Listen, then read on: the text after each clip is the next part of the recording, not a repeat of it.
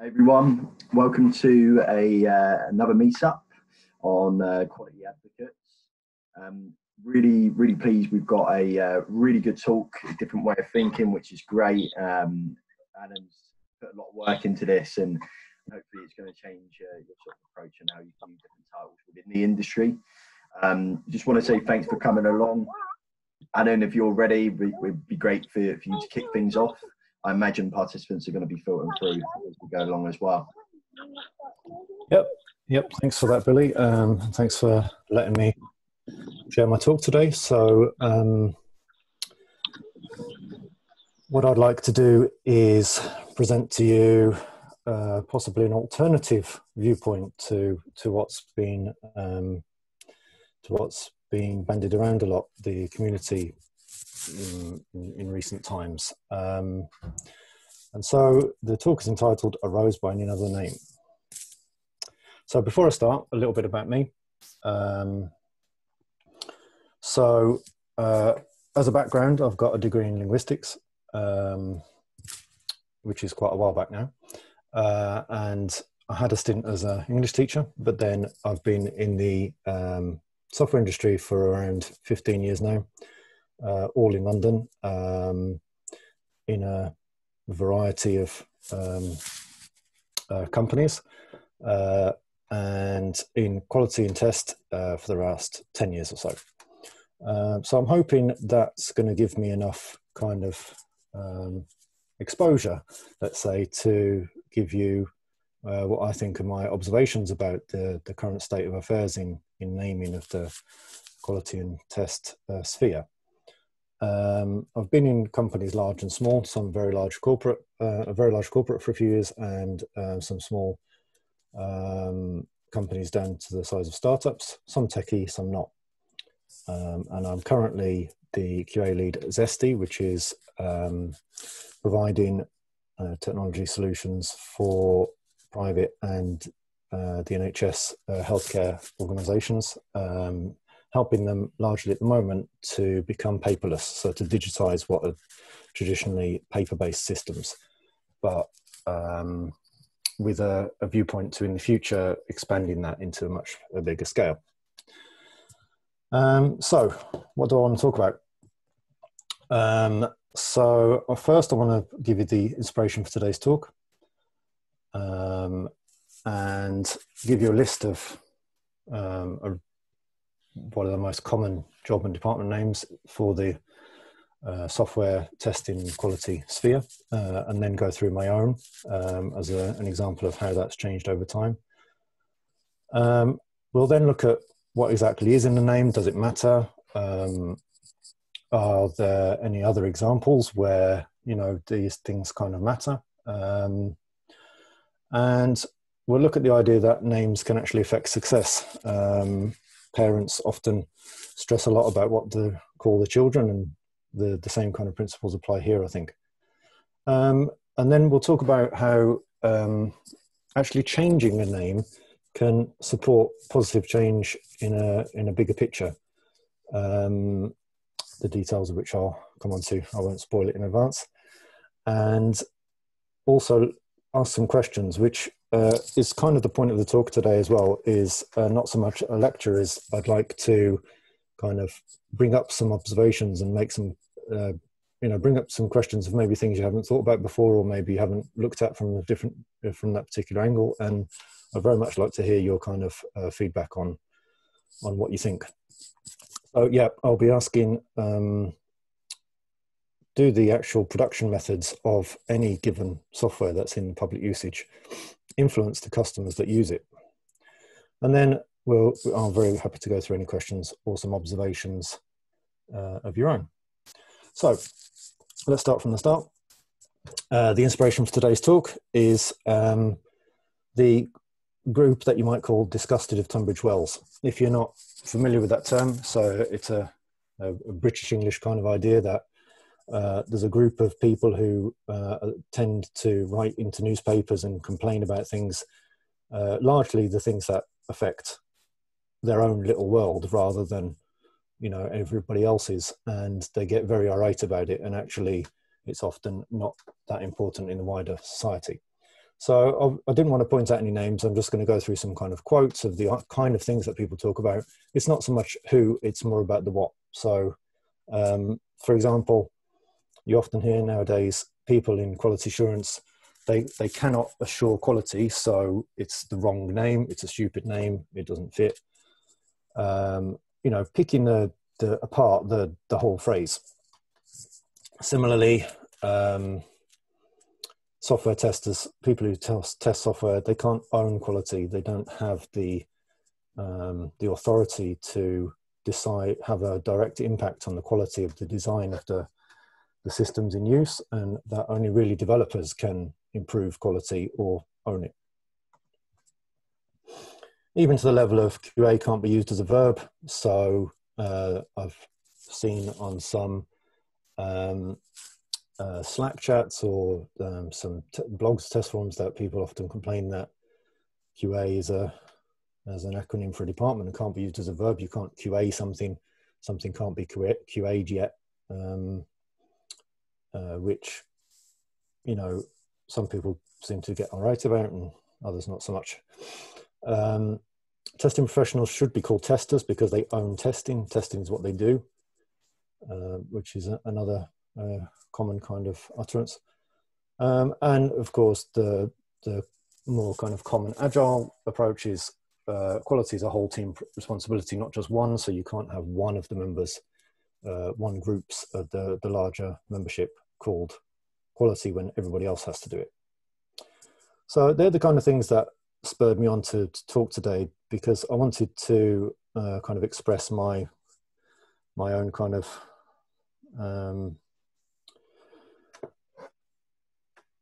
my own what should we call it, my own stance that this, you know, all of that stuff could be true, but at the same time I wouldn't get too upset about it. So what I wanted to do is kind of take Shakespeare's approach of what he put in Romeo and Juliet, that, well, what is in a name, a rose by any other would smell just as sweet. The idea being that Juliet was just as pretty and just as attractive, whether she was called her family name or not. And the other principle being, actually, everybody should test and audit and review their own work and be responsible for their own quality of work and of the teams. So I would object that it shouldn't be called testing if quality, if we can't be called quality because quality is everybody's, well, testing is everybody's responsibility too, so we shouldn't be called testers either. So I wanted to kind of dispute that point in that kind of manner. And to give an example of how, if you want to start breaking down names into whether they make sense according to their more general meaning. So we've got a good example here of, there's a particular fruit that's got a particularly odd sounding name. It doesn't have anything to do with pines, doesn't really have anything to do with apples. However, it is well known as a pineapple. And the thing that you tend not to find is people getting irate and wanting to lobby the change of name from pineapple to something more logical or something more up to date. People tend to eat it, they chop it up, they squash it, they do whatever they want to it, and they don't care too much about what it's called. So to go on to the idea of how the quality and testing sphere is quite mixed up in terms of naming, I wanted to, and I'm not sure whether this is possible in this particular kind of format, to get a show of hands of those of you who are in this, the same kind of sphere, is how many of you are called, have the word quality in your title or ever have, and those who have had test or currently have test or something else. I just wanted to see if we could get some kind of proportion. Not sure if that is possible through this kind of method. You should be able to click raise your hand on here if that's possible. So let's go for quality first. Who's got quality in their name or ever has done?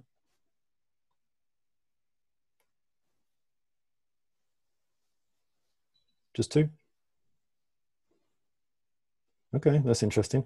And test, who's got test in their name?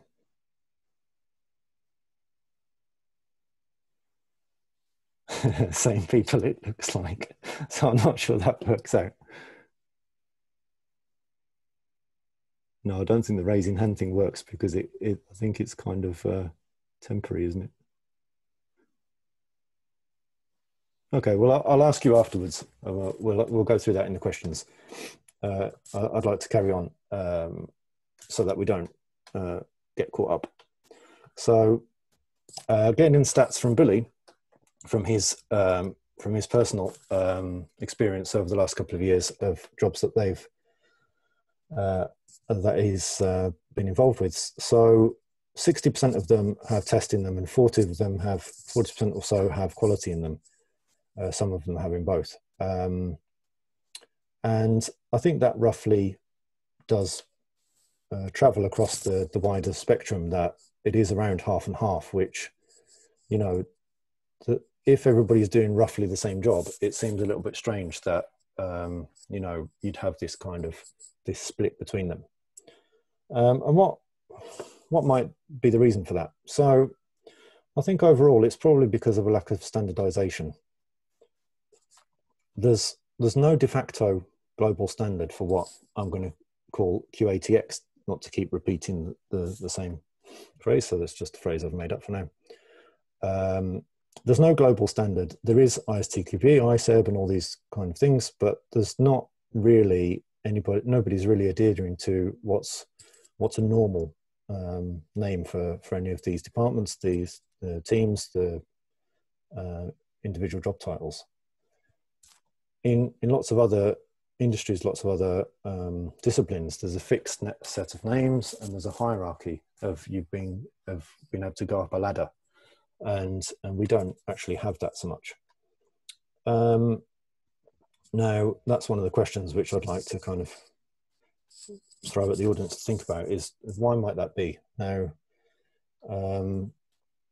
very often it could well be the case that the software testing area, so the QATX, is actually kind of a shadow of software development movements. So really what a lot of places tend to do is they have a software development team, and then they reflect a similar kind of job title structure on whatever the QATX team is called, and how that fits into their kind of area.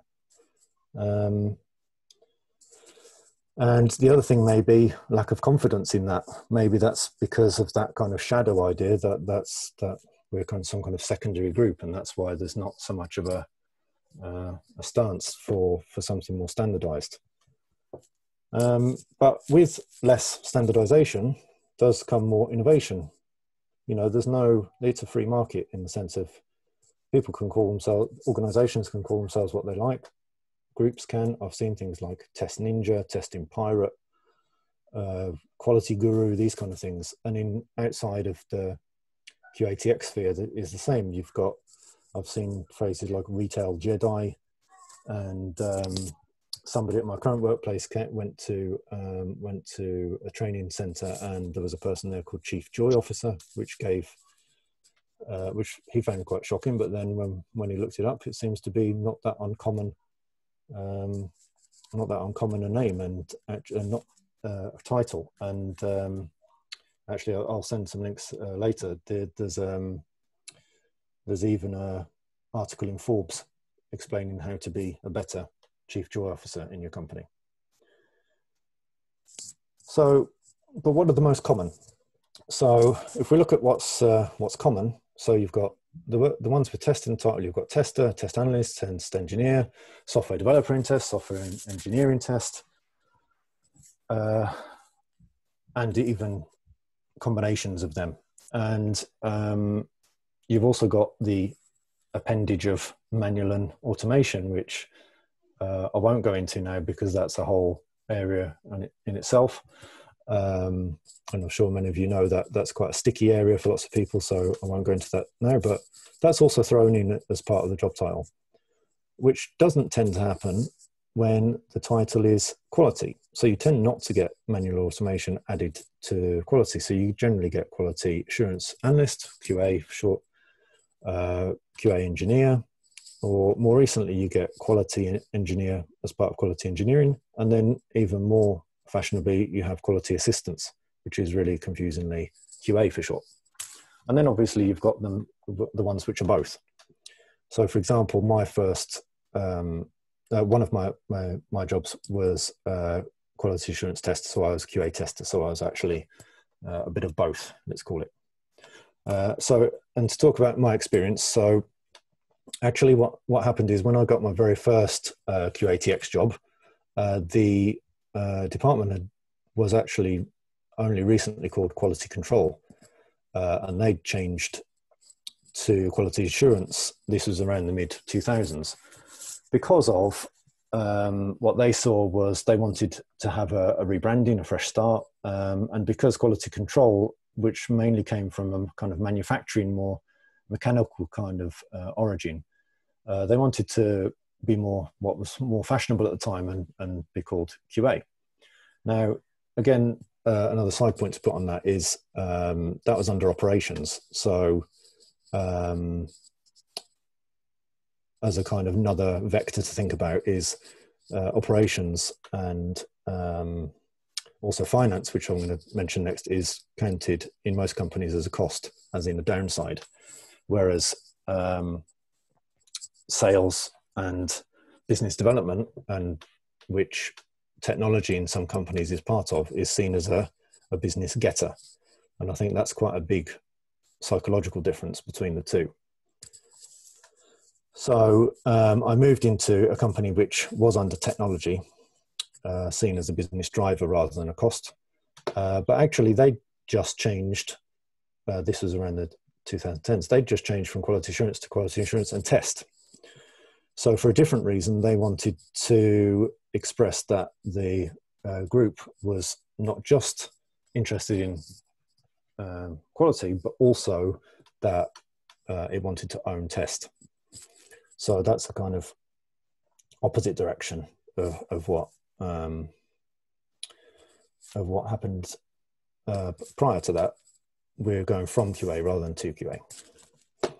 And then I was at another company who didn't have any QATX function before, so that kind of began as test and release, but that was under ICT, which is under finance, and definitely seen as a cost rather than a driver at the time, although things have changed there more so now. And that was in the mid 2010s. To make a little point about ICT as well, so you know, that whole area also used to be called IT more generally, and it actually used to be called computers, so there'd be like the computer department in places before the kind of IT concept became fashionable. And nowadays it's more called technology, but you've got this kind of flow of older to newer fashions. And then in my current and most recent role, that's been quality assurance, which is part of technology and very much seen as a business driver. So that's my experiences personally, but I think in the wider industry at the time, that kind of also reflected the way things are going. Now, so to talk now of quality assurance being awful and testing being definitely the way to go, that kind of to me seems a bit more of a kind of it's something coming back on itself. So you want to get rid of test because it's not all about testing. We should think about quality. Then we're going in the direction of we shouldn't just think about quality. We're all about test. So I tend to think that's a bit of a switch in terms of directions, and I'm not sure whether that, you know, whether you can say we're right now and wrong before, or the other way around. I think it's more just about movements of change. So to go back to the idea of name, so what's in a name? Well, things, obviously, what they're called do matter, and people can take offense at inappropriate names, and They obviously have their own names, which they're proud of, and this kind of thing. So the kind of psychology, the psycholinguistics element of it is that the language you use affects how you live and those around you. And so your name is important. And if you look at the area of neurolinguistic programming, that takes it even further and says basically everything you ever say or hear has a direct impact on your psychological state. And there are some studies, which I'll show you shortly, where language does affect the perceptions of those around you, and including yourself, to a degree that it actually changes your life. And that's why, as I mentioned earlier, parents often stress about the baby names, not just because they want something cool or pretty or nice to show off, but also that it affects how the little one's life's going to go. So there's a study, for example, that in America, you're far more likely to get hired if you have a more common name and that it's more pronounceable. Let's link to that, so I'll show you later. That you can read yourself later, obviously. There's also a Czech study that found that students who had surnames earlier in the alphabet, so the ABCs, were far more likely to get a school place when school places were tight. So that affects your education. And then there's also a more recent Belgian study, which I have to admit I find a little bit strange, that you're more likely to work for a company with the same initials as you because you have such a positive sense of self that you see your own initials, and that gives you positive kind of energy, and so you're more likely to apply for roles in places that have the same initials as you. So, for example, if your name is Barbara Addison, you're more likely to apply for Bank of America. I'm a little bit skeptical of that, I have to say, because with my initials, I didn't become an Attorney General at the Association of Golf. So I think maybe that maybe have to be taken with a little bit of salt. However, you do get cases like Mike Cash, who was the head of Barclays Bank. So maybe your name does affect which direction you go in.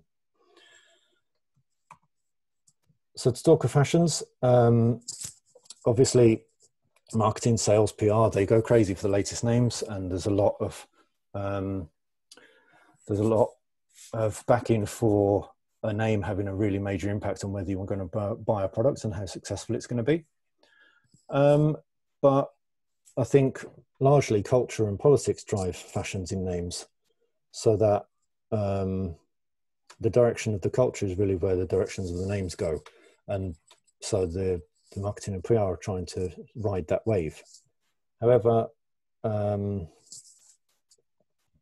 seriously you take that is obviously up to yourself. So for my personal take, for example, at one of the places I worked where I was test and release manager, there was somebody who persistently kept telling me that, calling me testing manager, which I found a particularly old-fashioned term, similar to wearing a 70s shirt. So every time he called me that, I had a kind of vision of some kind of 70s origins.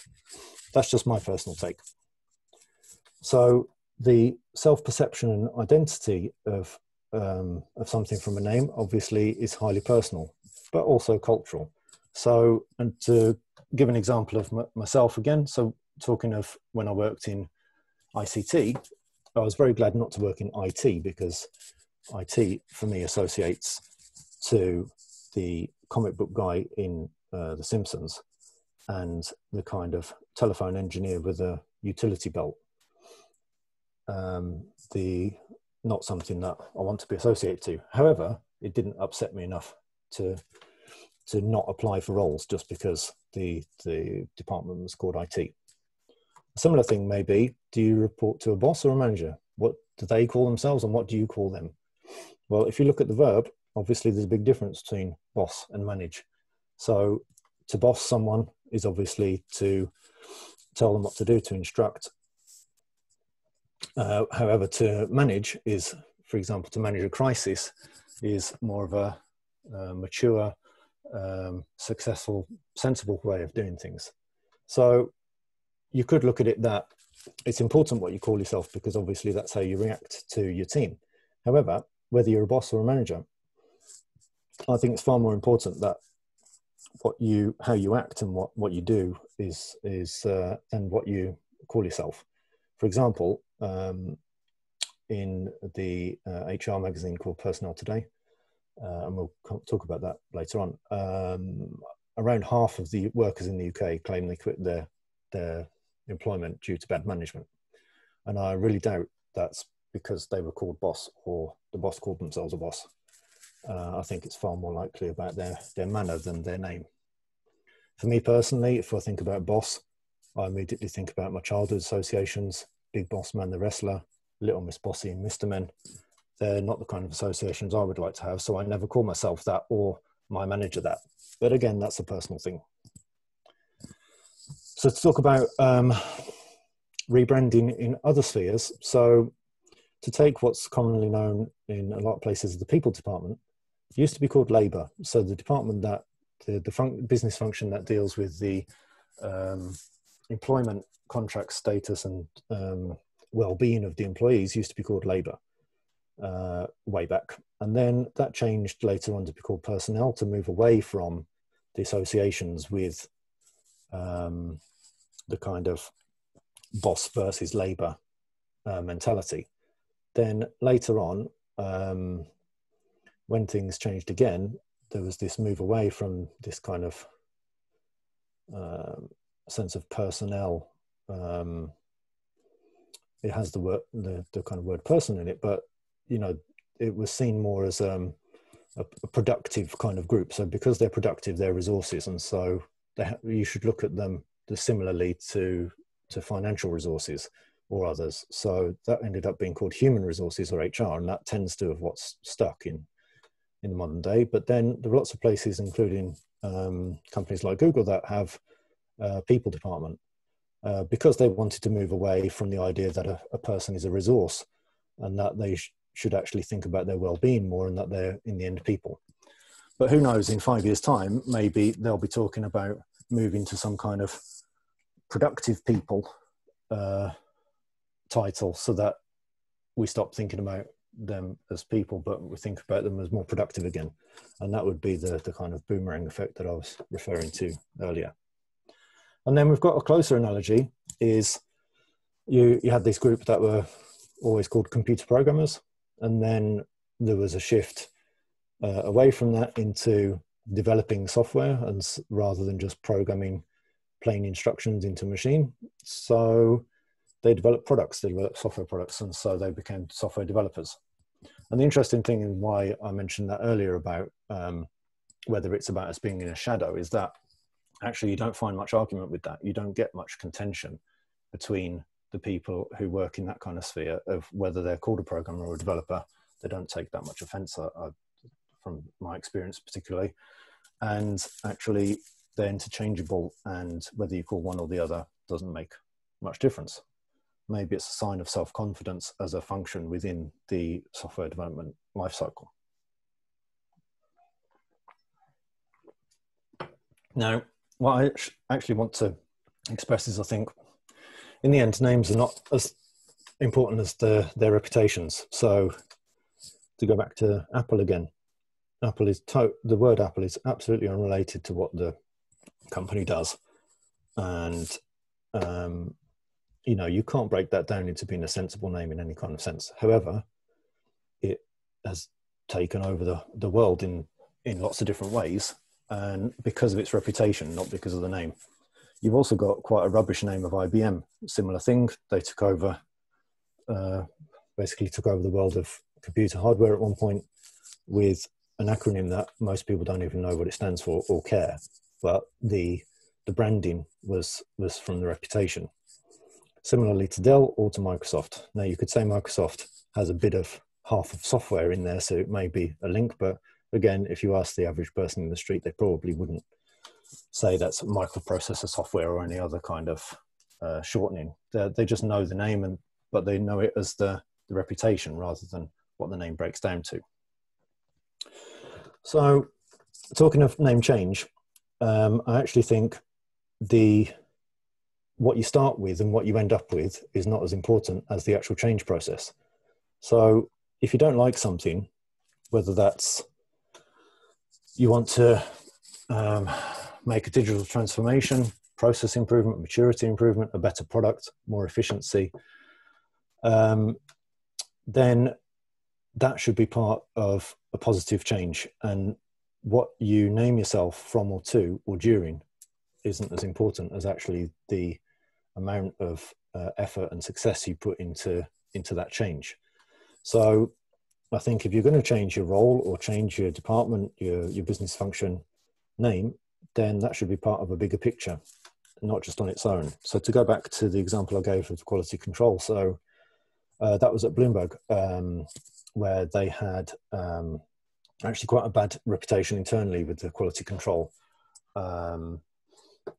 group, that they weren't having the impact that the common perception within the company, what they thought they ought to. And so when the new manager came in, he changed the name to QA, not necessarily because that was a superior name, but more so because that was a part of a positive change and a rebranding, and to get rid of the baggage of the old names and actually to what they associate to, and to create a refreshing phoenix that comes out of that, which then was the case. And I was part of that that kind of process where it became very much that the clients who we integrated with went from being very distrusting to being far more trusting and having much better relationships, mainly because of the process change, the group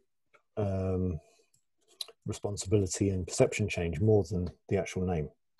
So what I would suggest is that if you want to improve your luck and you don't want to be in IT or be in testing or be in QA for whatever reason, then change to a place that does, or change within your own organization, but build not a name but a reputation. The important thing is what people remember you as, rather than what your name is. So I asked, for the purpose of this demonstration, I asked my 9-year-old daughter to come up with a name of what she would like to call the QATX kind of group. So she came up with Wazooback, and those who work within it are called Wazoobackers. So I would propose that if you'd like to change your team name to Wazooback, there, but in doing so, you would get rid of lots of negativity that was associated to your old name, and those within your internal clients and your external customers, if they start noticing such a positive change in that, they start saying, well, that Wazooback lot, they clearly know what they're doing, then suddenly that will become a much more positive section of the software development lifecycle. To give an example of how that might be in practice, so let's take Netflix and Amazon, for example. They both do quite similar products, entirely in the technology kind of sphere. So maybe Netflix has quality engineering, but is the quality better? That's for you as a customer to decide. Maybe Amazon has software developers in test, but is the testing development better? Is the testing better? That's again as a customer for you to decide. What I actually think is that the reputation of what you produce means more than the name of the particular product or what its teams are or the methods they use.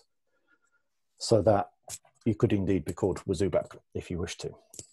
Take the example of anti-terrorist forces. You only really know about them when there's a crisis. When there's no crisis, you don't actually know they exist. But when something goes wrong, everybody looks around and sees that they're there. Or if they're not there, then they also find that outrageous. But does anyone actually care what that group is called? It's about what they do and about what they've done. So, do customers care what you're called in terms of the methods that you produce in order to produce the product, which is the case of testing of software? So for example, you have this branding of fair trade, meaning that people should buy it according to better conditions for the employees or for the suppliers, which, yeah, that's fair enough. But then you've got the case of Apple with the, in 2012, they had a fiasco with their supply of Foxconn conditions, which produced a negative impact. However, they still dominate the software and technology industry.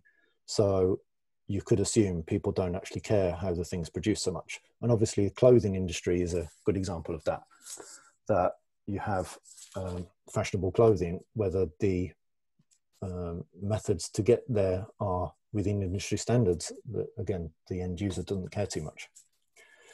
As an example, I doubt that you would, but let me ask, would you buy a car that that you knew about purely because of or even as a factor, that the titles of the engineering departments were what you thought was a better method of production, or whether they use agile or not, for example? Or when you get on a plane, you don't ask if Boeing had testers test the plane or whether they were QA. People buy and keep the product based on the reputation and the output quality, and not at all about how or who signed it off. So what's in the name? Language and names obviously do have an impact on people, but I really think that what's produced and the reputation that comes from that influences far more. Customers love the smell of quality products, whatever they're called, and whether they're tested or QA'd or not. Roses tested by Wazubackers smell just as sweet. And those of you who may have been more observant could have spotted in the corner that the roses that I showed on the front page for this was actually certified by Wazubackers.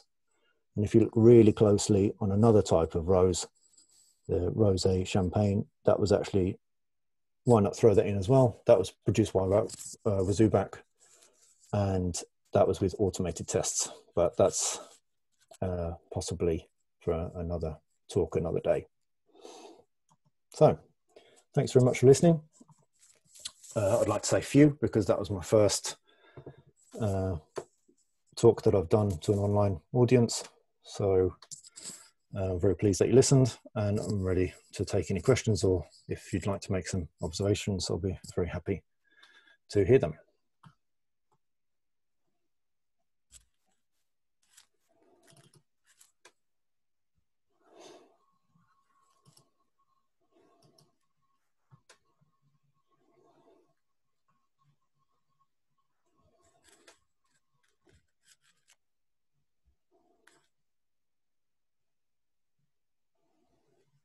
Maybe we'd like to go back to the question I asked earlier about who's got what in their title.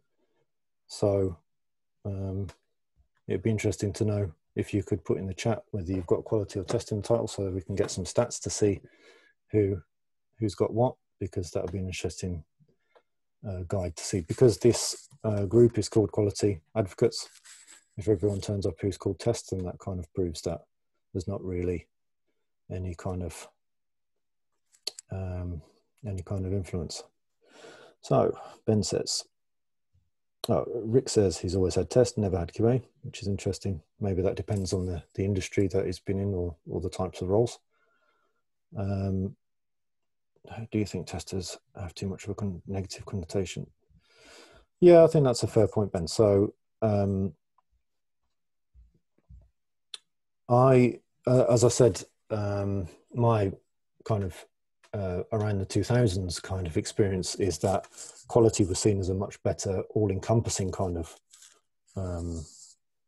title to have, rather than appended to the end of the software development cycle, whereas test is kind of appended to it. So test was always seen as kind of as you say, following development, whereas quality should be more throughout, and that was always the impression that I had too. But maybe that's from the generation that I'm from, in the sense.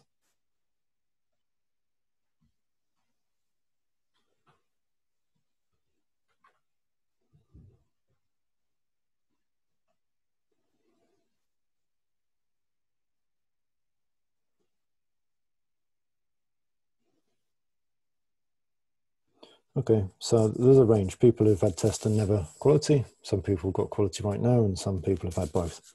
I think it very much shows that there's not really that standardization, and possibly there won't ever be. And that's going to be an interesting thing to be a part of for the future.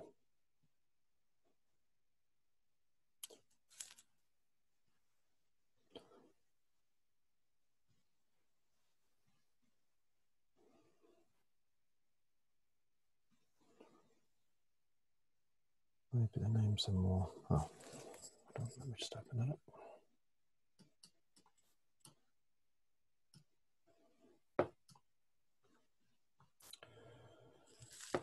So what do we have? Maybe the names are more for personal recognition. Yeah, that's possible, Raquel.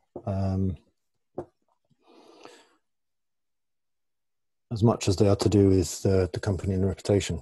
Yeah, that's true. And obviously the perceptions of that can be important both personally and to the company. Automate testing.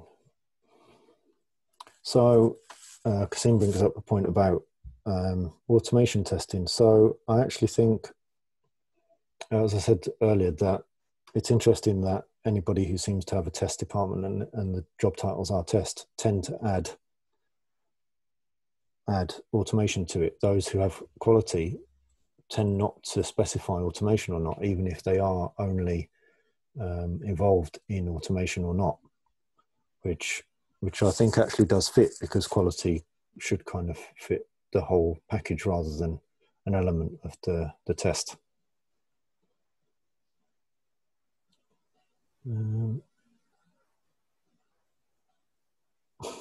Should we drop job titles?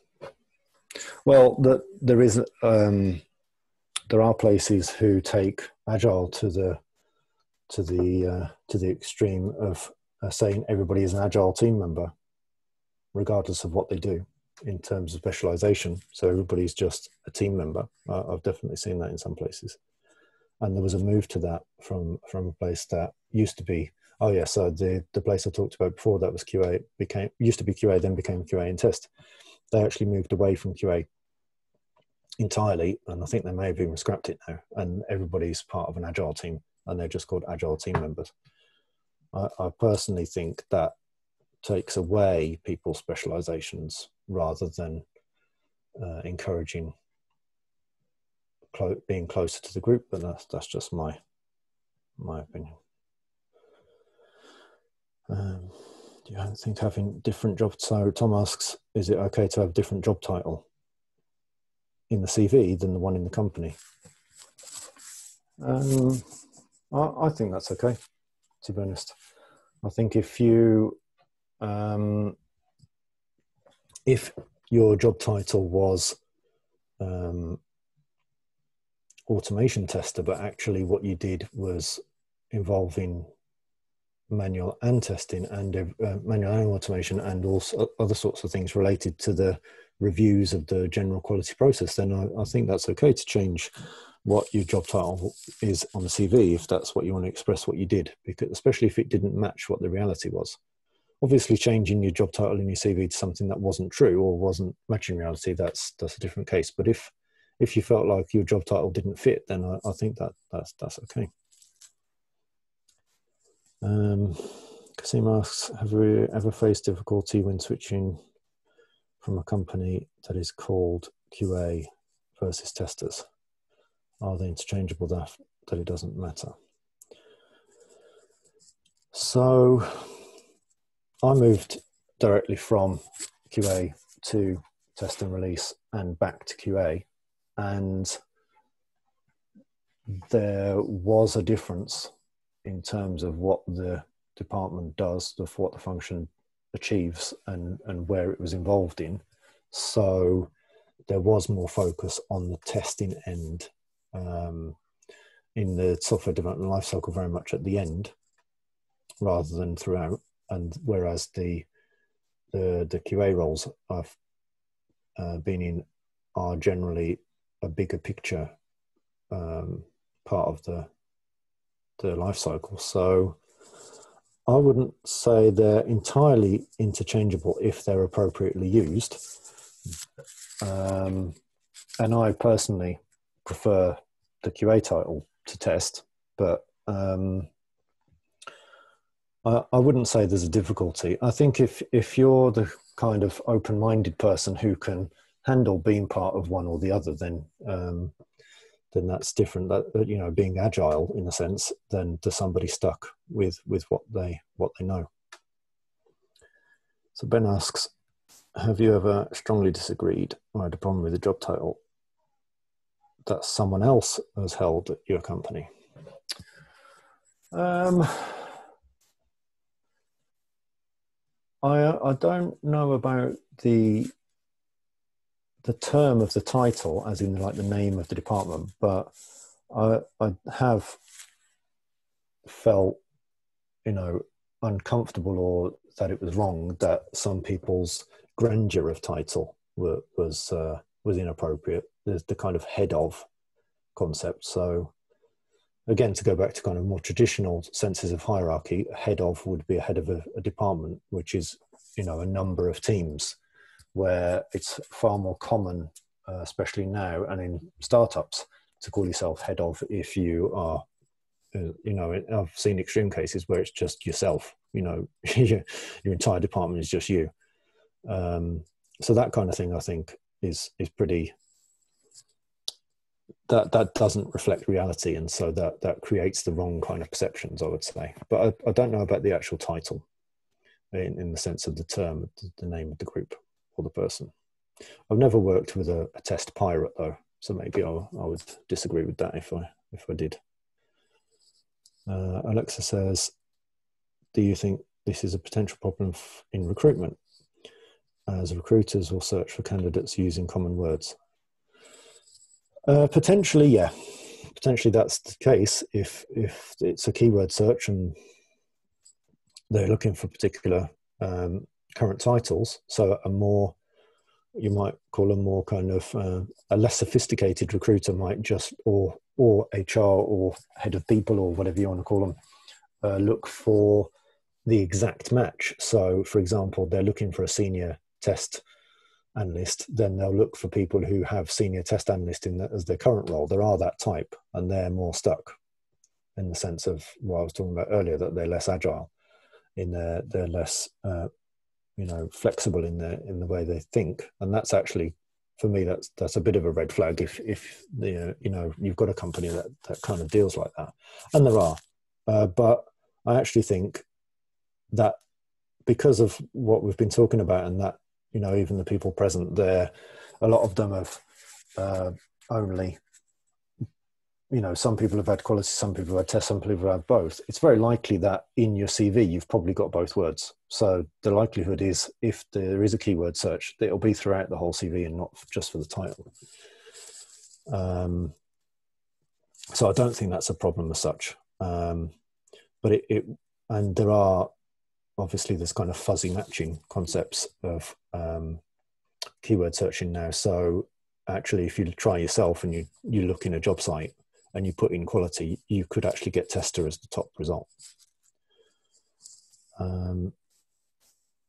Raquel says that she has a problem when they called it embedded test, and the role of QA is completely underestimated. Yeah, unfortunately that can happen.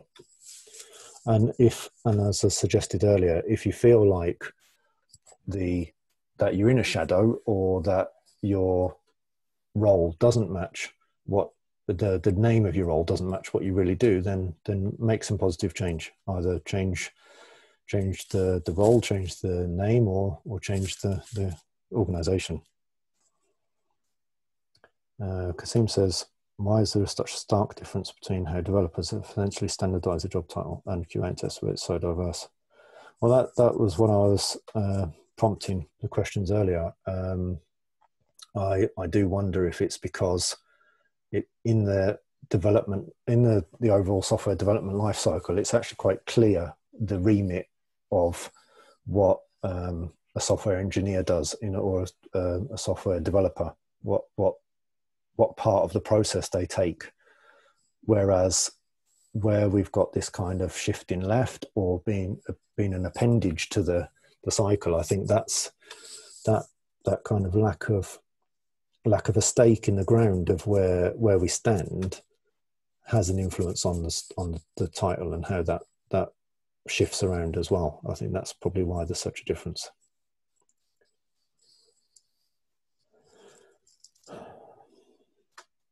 So Ben says, our developers have a full range from junior, mid, senior, but testers are flat in hierarchy. That's interesting because sometimes that's the case and sometimes they directly match. So if you have senior developer, you have senior test analyst / QA / whoever, opposite. Again, that's probably an indication of how the role, of how the function is seen in the organization.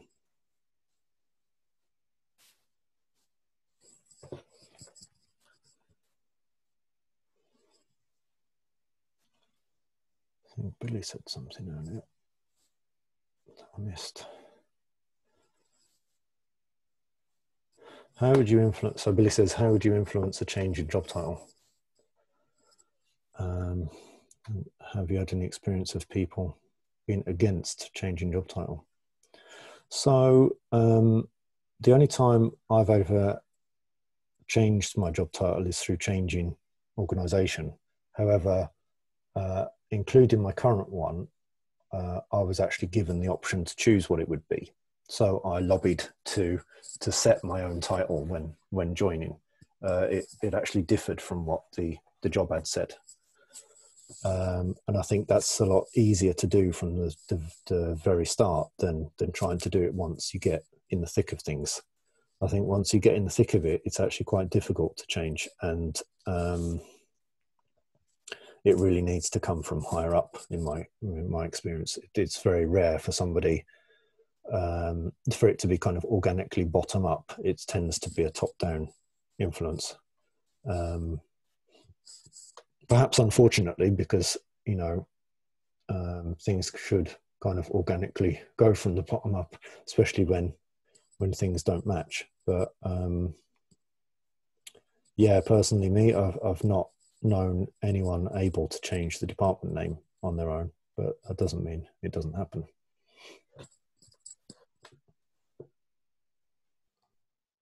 Awesome. Well, thanks very much for your insights there, Adam. Really good talk, and thanks for answering everyone's questions as well. Seems like everyone really enjoyed it and really like your sort of different way of thinking, which is great. So thanks again for getting involved. Well done on your first talk online as well. Really pleased that we could be a part of that. And thanks everyone for coming along, and I hope you enjoyed it. Just to note as well, I've recorded a session. I'll be putting up on Expertise YouTube page in due course if you want to watch it back. But thanks again, Adam. All right, no, thanks very much for having me. Thanks a lot, everyone, for listening. All right, take care. Cheers, guys. Take it easy. Bye. Bye.